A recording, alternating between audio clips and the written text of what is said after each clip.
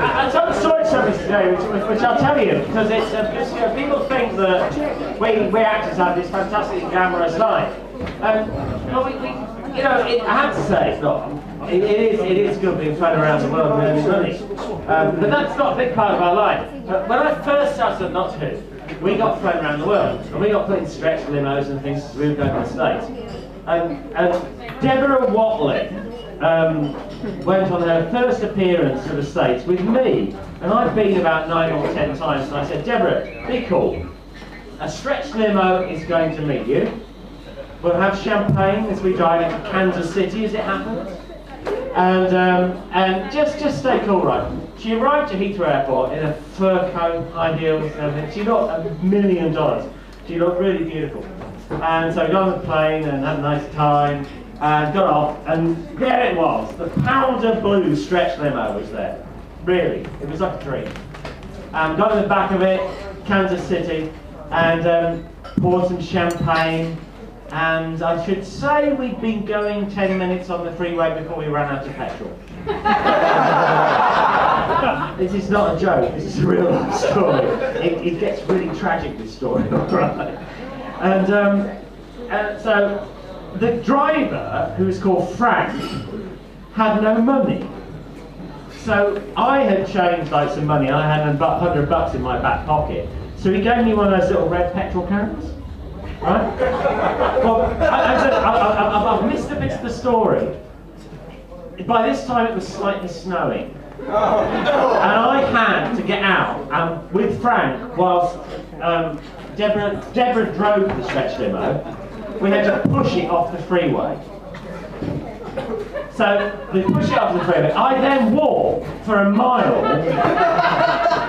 up the freeway, and I get some petrol, hitch a lift back, and we eventually get to the hotel, right? So the next morning, right, we're supposed to do this. Doctor Who's shown in public broadcasting in the States, right? So you go to the station, and people have to pay to watch it. So you go and say, hi, I'm Mark Strickson, I'm on Doctor Who with Peter Davison as the Doctor. And if you like this great programming on PBS, Kansas City, then you donate, please donate, because otherwise you're going to lose it. You know, but whatever, you do some shit like that. So anyway, so we get out, Frank picks us up in the panel for the stretch limo. And we've been gone, I would say, about 2 minutes before we ploughed into the back of a VW. And we pretty much wrote it off and gave everybody the whiplash. So, in America, if you're a witness to an accident, right, you have to go to the police station. So we went to the police station, right, but we haven't got our passports with us. Apparently, if you're involved, I don't get this, if you're involved in an accident in these states and you're a foreigner, it's illegal not to have your passport on you. Well, how do you know you're going to be involved in an accident? Did you leave the hotel saying, I'm going to have an accident today, I think I'll take my passport with me? No, you don't! You don't. Right, so we spent 2 hours in the police station.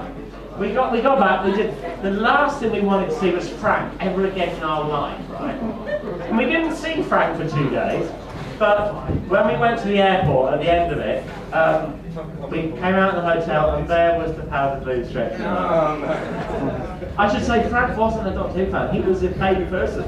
He was supposed to be able to drive the car. So we set off for the airport, we get on the freeway, and suddenly, the limo slews to the left. Frank vomits all over the windscreen. This is true, right? This is true. And we pull here on the side of the freeway, right?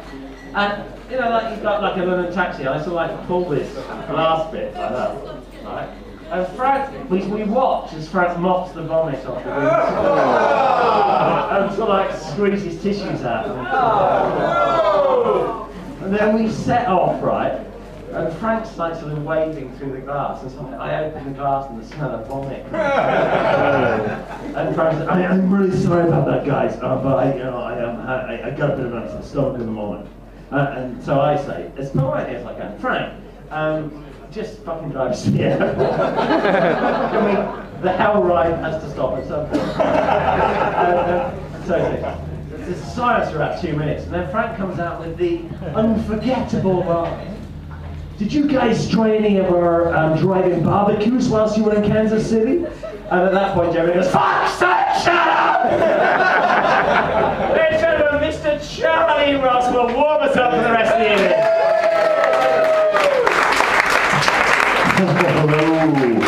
A big hand for your company, Mark Strickson. I wasn't supposed to be doing it tonight. I'm a little bit tired, I'm a little bit drunk, but it's okay, we'll get there. I'm a strange Doctor Who fan. Unlike, I don't know, some of you, I like football, which I take it. I know, it's bizarre, isn't it? It paid off about 2 years ago, because I was sitting watching a Falkirk versus Rangers football club match on television. And I didn't know much about Falkirk at the time, didn't pay much attention to it, but it came, my ears were pricked up when I heard the Falkirk goalkeeper's name was Kroll, right? He was from Denmark, yes. But my ears were further pricked up about half an hour later when the goalkeeper for Falkirk came out as the ball was crossed over, and he launched himself at the ball and he rose 2 feet above every striker and defender and punched the ball 40 yards, and I shit you not, the commentator said they just couldn't handle the power of Kroll. I really wanted one of the subs to be called Armageddon. I really did. Are they going to handle the Armageddon factor? And it's all going to be solved by the key to injury time. Yeah, but it's cool. I mean, I literally drove. I was doing a gig in London last night. I drove back up from London. I left my gig at 10:15 last night and drove all the way up to Manchester to be with you here tonight.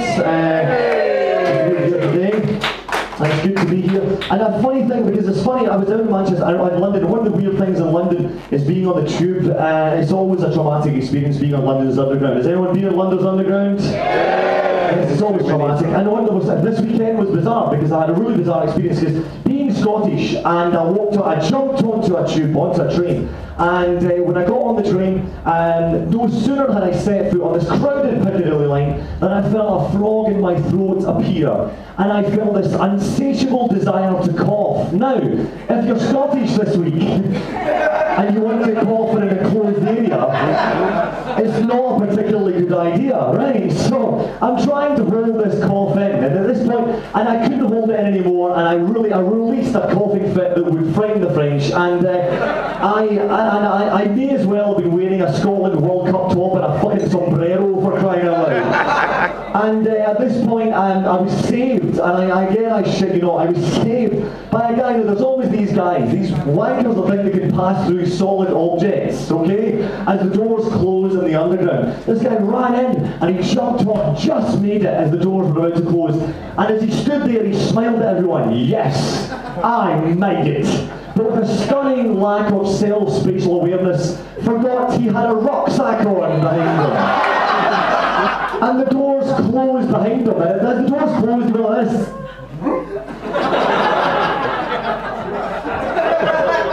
Just hanging there. So he quickly realised and panicked and pulled the rucksack off. And we turned around and there was a whole carriageway watching him. And he went to pull the 2 straps and he gave him a good yank. And the 2 straps came right off in his hand as he watched the rest of the rucksack go through onto the platform as the plane train moved away. It was brilliant, it was fantastic. But yeah, I'm a real Doctor Who fan, ladies and gentlemen, because no, you don't know what I'm about to say. Because you know, well, we all have attractions, and we all fancy people, and I fancy strange kind of women. I fancy strange girls. The kind of girls I fancy have short hair, flat chests, and a cock,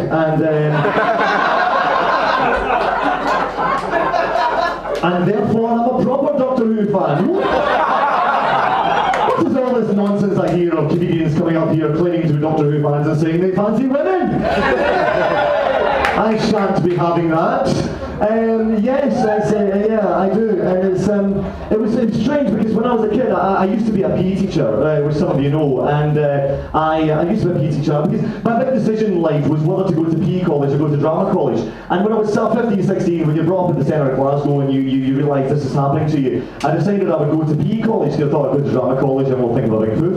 So I'll go to PE college and that'll butch me up and make me straight. So I spent 4 years shouting with naked footballers, that helped, and it took me a long time to come to terms with it. I was a terrible heterosexual.